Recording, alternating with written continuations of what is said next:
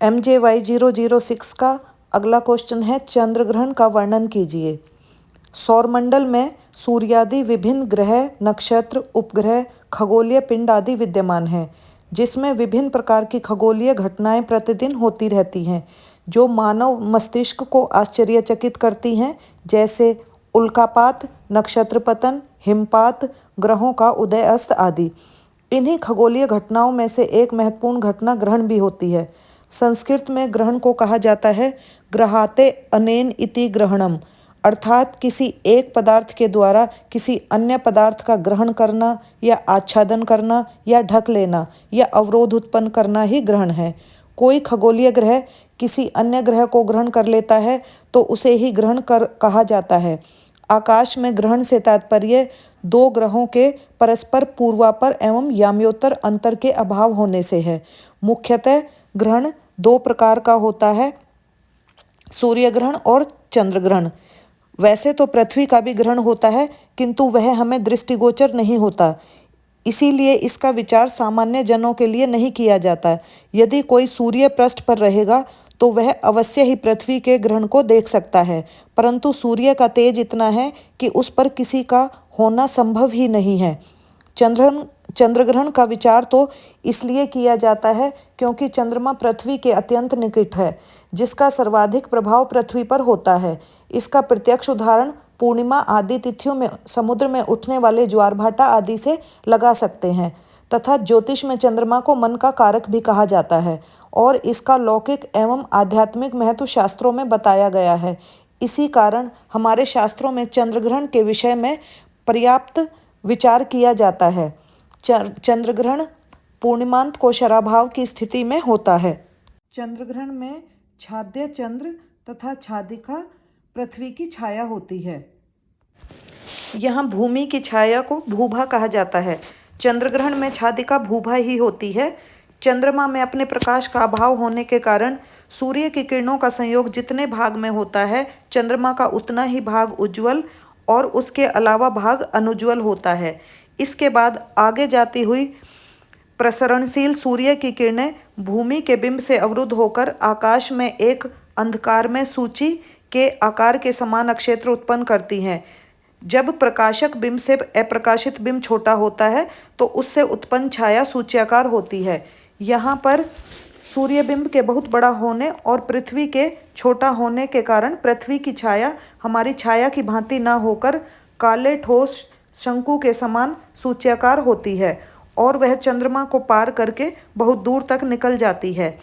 आकाश में अपनी गति से भ्रमण करते हुए चंद्रमा जब भूभा के सूच्याकार क्षेत्र में प्रवेश करता है, तब सूर्य की किरणों के कारण प्रकाशित चंद्रमा सूर्य की किरणों के अभाववश म्लान हो जाता है। इसे ही चंद्र ग्रहण कहा जाता है। भूभा अर्थात भूमि की छाया सूर्य से 6 राशि की दूरी पर भ्रमण करती है और सूर्य और चंद्रमा के मध्य 6 राशि के अंतर पर ही पूर्णिमा होती है। चंद्र ग्रहण की स्थिति पूर्णिमा में ही उत्पन्न होती है, परंतु यह स्थिति हर पूर्णिमा को नहीं होती। जिस पूर्णिमा को विपात चंद्र का भुजांश 14 अंश से कम होता है, अर्थात मानक्यार्ध मान से जब शरमान कम होता है, वैसी ही पूर्णिमा में ग्रहण होता है, प्रत्येक पूर्णिमा में नहीं। अब चंद्र ग्रहण की संभावना कौन सी पूर्णिमा को है, यही विचार संभव असंभव विचार कहलाता है। ग्रहण में ग्राहा और ग्राहक का योग होना आवश्यक है और यह योग ग्राहा और ग्राहक के अंतर्भाव से है। ग्रहों का अंतर्भाव 3 प्रकार से होता है, पूर्वापर अंतर, याम्योत्तर अंतर और ऊर्ध्वाधर अंतर। भूकेंद्रिक नियम के अनुसार ग्रहों की कक्षा ऊर्ध्वाधर है, जिससे ग्राहा एवं ग्राहक का ऊर्ध्वाधर अंतर कभी शून्य नहीं हो सकता एवं केवल पूर्वापर अंतर शून्य होने पर भी प्रत्येक पूर्णिमा को ग्रहण नहीं लगता। पूर्वापर अंतर के साथ साथ याम्योत्तर अंतर अर्थात शराभाव होने पर ही ग्रहण संभव होता है। ग्रहण में पात का भी विशेष महत्व होता है। चंद्र विमंडल व्रत एवं क्रांति व्रत के संपात बिंदु राहु और केतु कहलाते हैं। यहाँ पर पूर्वी संपात को राहु की संज्ञा दी जाती है और इस संपात से 180 अंश की दूरी पर दूसरा संपात केतु कहलाता है। इन संपात बिंदुओं पर अन्य ग्रहों के समान पृथ्वी पर गुरुत्वाकर्षण बल लगता है। इन्हीं संपात बिंदुओं के आसन्न जब पूर्णिमा होती है तो चंद्र ग्रहण होता है। इस संपात बिंदु से कितनी दूर पूर्णिमा हो तो ग्रहण हो सकता है, इस अंतर को भुजांश के नाम से जाना जाता है। यदि 14 अंश भुजांश होगा तो ग्रहण की संभावना होती है। यदि भुजांश 9 अंश है तो ग्रहण अवश्य होगा। यदि 8 अंश भुजांश है तो पूर्ण ग्रहण की संभावना होती है और 2 अंश भुजांश होने पर निश्चित ही पूर्ण ग्रहण होगा। जब चंद्रमा का मान राहु एवं केतु के लगभग समीप होगा तो वैसी ही पूर्णिमा की स्थिति में चंद्रग्रहण हो सकता है, अन्यथा नहीं। एक वर्ष में अधिकतम 7 ग्रहण हो सकते हैं, जिनमें 3 चंद्रग्रहण होते हैं और 4 सूर्य ग्रहण। कभी कभी ऐसी स्थिति बनती है जब 5 सूर्य ग्रहण होते हैं तो उस वर्ष 2 ही चंद्रग्रहण होंगे। अब हम चंद्रग्रहण के विभिन्न अवयवों के बारे में जानते हैं। चंद्रग्रहण के 5 मुख्य अवयव हैं: मानक्यार्ध, ग्रास, स्थिति, स्थित्यर्ध, विमर्द, चंद्रग्रहण के प्रमुख भेद और चंद्रग्रहण की स्पर्श आदि अवस्थाएं। मानक्यार्ध: चंद्रग्रहण में चंद्रबिंब एवं भूभाबिंब के योग का आधा चंद्रग्रहण संबंधी मानक्यार्ध होता है और इसी मानक्यार्ध मान से जब शर मान कम होता है तो ही ग्रहण होता है, अन्यथा नहीं। ग्रास: ग्रास बिंब का जितना भाग ग्राहक बिंब के द्वारा ग्रसित होता है वही ग्रासमान कहलाता है। ग्रास शब्द का व्यवहार सामान्यतः मध्य ग्रहण काल के ग्रासमान के लिए किया जाता है।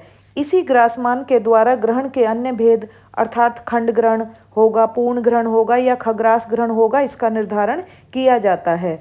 स्थिति, स्थित्यर्ध एवं विमर्द: ग्रहण में स्पर्श काल से मोक्ष काल पर्यंत तक का काल स्थिति काल एवं स्पर्श काल से मध्य ग्रहण तक का काल स्पार्शिक स्थित्यर्ध तथा मध्य ग्रहण से मोक्ष काल तक का काल मौक्षिक स्थित्यर्ध होता है।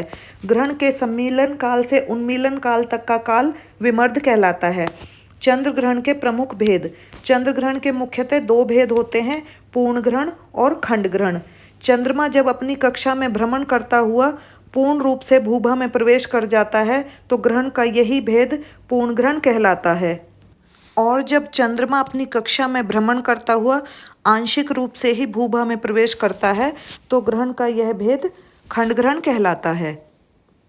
चंद्रग्रहण की स्पर्श आदि अवस्थाएं: चंद्रमा के पूर्ण ग्रहण की 5 अवस्थाएं हैं: स्पर्श, सम्मीलन, मध्य ग्रहण, उन्मीलन और मोक्ष।